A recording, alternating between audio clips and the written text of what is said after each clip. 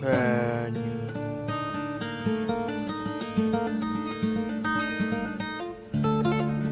akeh sing butuhke sampeyan,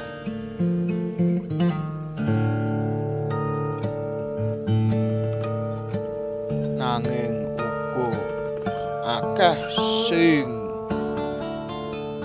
boroske sampeyan. Senajan kita ngerti sampeyan ora bakal entek,